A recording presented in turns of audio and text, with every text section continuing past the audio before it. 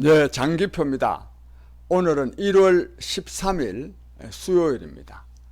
수요일이니까 미리 말씀드렸는데 저희는 매주 수요일 날 오후 3시 광화문 경복궁역 6번 출구 앞에서 문재인 정권 퇴진 촉구대회를 합니다. 오늘도 오후 3시에 집회가 있습니다. 물론 지금은 이 방역 수칙 때문에 9명밖에 못 모입니다. 그래도 이제 마이크 장치를 가지고 하니까 저 멀리서 또 들으러 오시는 분들이 상당히 많이 있습니다. 또 뭐 경찰이 하도 많이 나와가지고 코로나 방역 수칙 지키도록 감독을 많이 해서 뭐 감독을 하든 안 하든 우리는 방역 수칙을 지키려고도 하고 또 경찰 때문에도 또 지키지 않을 수도 없는 그런 상황입니다.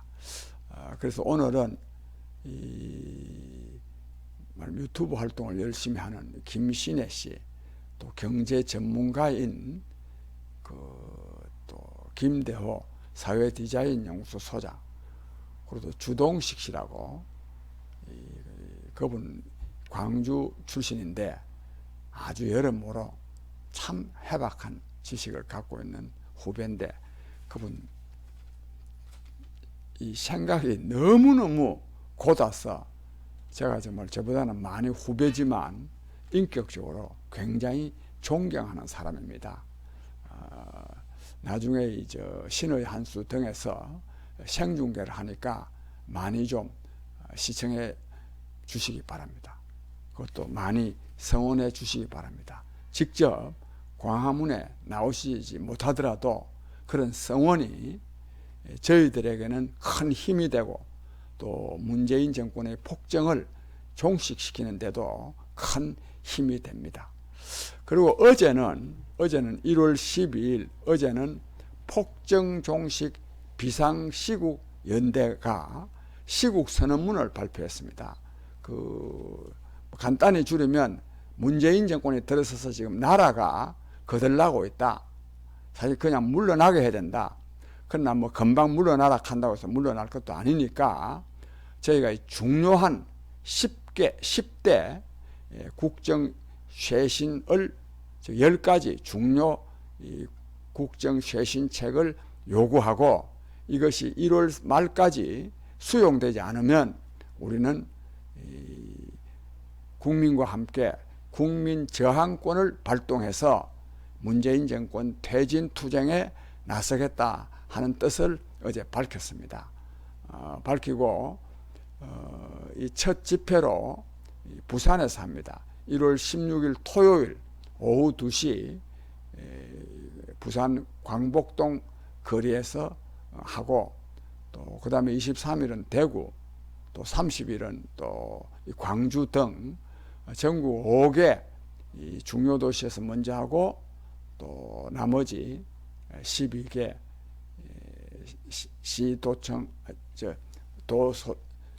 도청 소재지가 있는 도시에서도 하고 하여튼 전국적으로 할 거고 특히 앞으로 서울에서 대규모로 할 겁니다. 그리고 또 우리가 지금 어제 이제 대표자회에서 언론을 했는데 이 문재인 정권이 지금 코로나19를 가지고 굉장히 지금 정치적으로 이용하고 있습니다. 그러다가 보니까 방역도 실패하고 특히 백신 확보에도 늦장을 부려가지고 지금 뭐 미국, 영국, 프랑스, 독일 다 지금 뭐 이스라엘은 뭐 더 많고 백신을 다 지금 많은 수가 맞고 있는데 우리는 뭐 2월 말 돼서 맞게 된다고 그저께 문재인 대통령이 발표를 했더만요. 하여튼 이처럼 이 코로나 방역에 대해서 이 문재인 정권이 실제로 굉장히 지금 잘못하고 있습니다. 저거들은 맨날 무슨 뭐 K 방역이나 계속 선전하고 있지만 근데 그 잘못하는 것의 상징이 동부구치소 수용자 말하자면 감염 사태입니다. 확진자가요 2,400명 중에 1,170명 딱 50%가 나왔어요.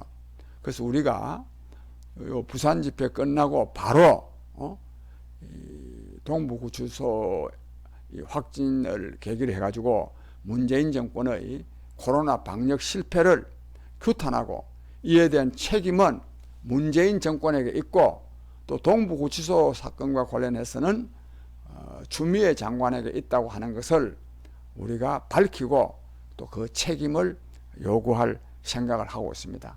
아주 뭐 법률적으로 정치적으로 또 대중투쟁적으로 단호하게 대처하기로 어제 합의를 해놨습니다. 곧 집행할 겁니다. 지금 우리 실무자들이 지금 준비하고 있습니다. 오늘 이제 이 방송에서 말씀드리고 싶은 거는 세 가지인데, 첫째 월세입니다.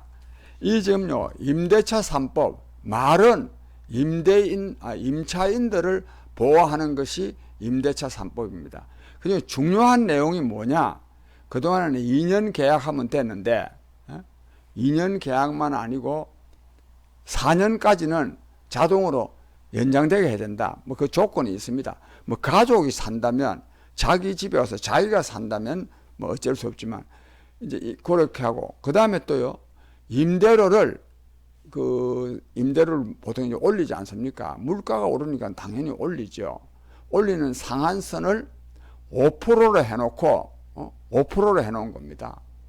그러니까 2년이 지나고 그건 전체적으로 4년인데 5%밖에 못 올리게 이래 놓으니까 이 임대할 수 있는 사람들이 임대를 안 하는 겁니다. 그래가지고요 서울에는 아파트 전세가 64%가 줄었답니다. 그리고 그 임대차법에 따른 거래는 그러니까 아까 말한 대로 임대차 3법 거기 시행되고 나서는 22%가 말하자면 이 전세가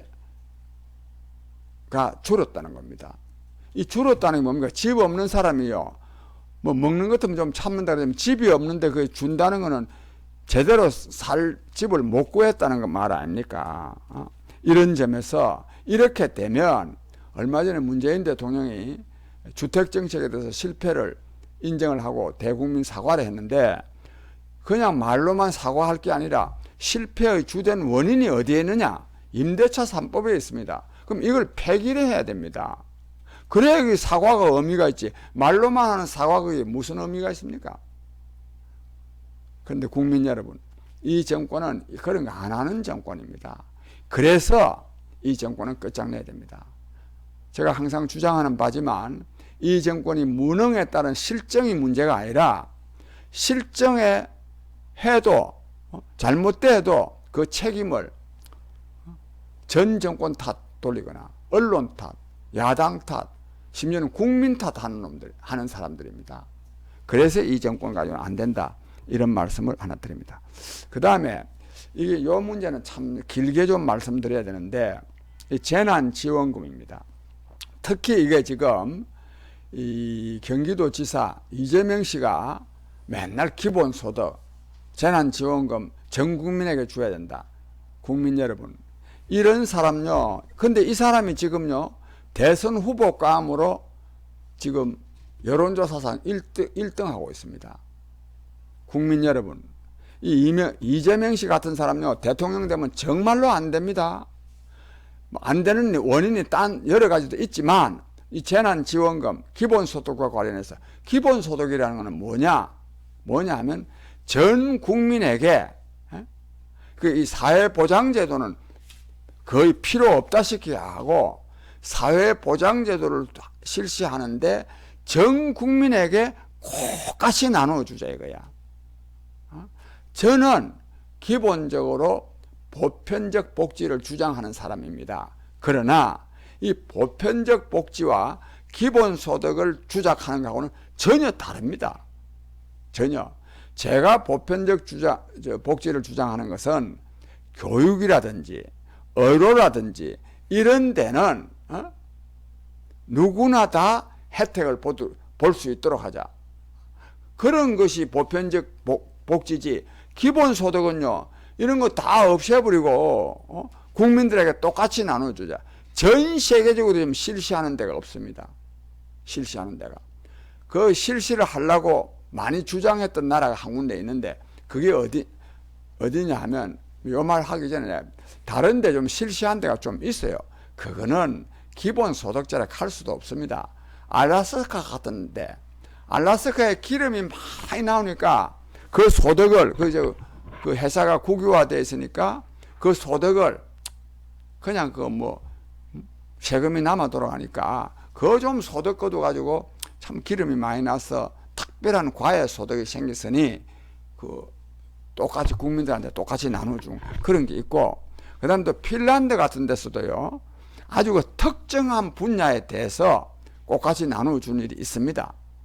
그러나 국민 사회보장 차원에서 국민 전체에게 나누어 주게 되면 이는 큰일 날 일입니다. 없는 사람 다 굶어 죽습니다. 없는 사람만 굶어 죽습니까? 없는 사람이 굶어 죽으면 사회가 망하는 거 아닙니까? 부자도 망하는 겁니다. 그런 주장을 지금 하고 있습니다. 일반 국민들은 어떠냐? 전부 다 나누어 준다 하니까 얼핏 생각하면 좋은 거 아닙니까? 이 기본소득 이거 절대로 하면 안 됩니다. 내가 오늘 보니까 나경원 씨도 서울시장 출마 선언했는데 그 내용은 안 봤습니다만 언론 보도를 보니까 서울 기본소득제를 채택하겠다. 이 사람도 정신 나간 사람이에요. 천지를 모르는 사람이에요. 이 사람도. 기본소득 하면 안 된다 하는 것을 모르는 거지. 그건 또 모르는 거는 또요 우리 국민의힘 김종인 씨입니다. 김종인 비상위원장 지금 국민의힘요 제1정책이 기본소득제로 되어 있습니다.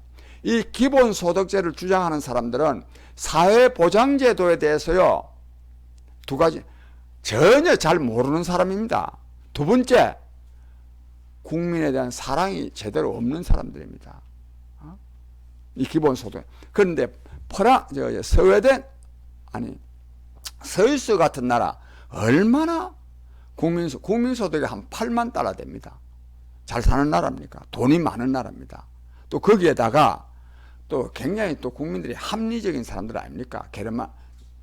그런데도 그걸 1인당 300만 원씩 우리나라 돈으로 300만 원씩 주는 거를 그걸 국민투표에 붙여가지고 부결됐습니다. 이게 아마 3, 4년 되죠.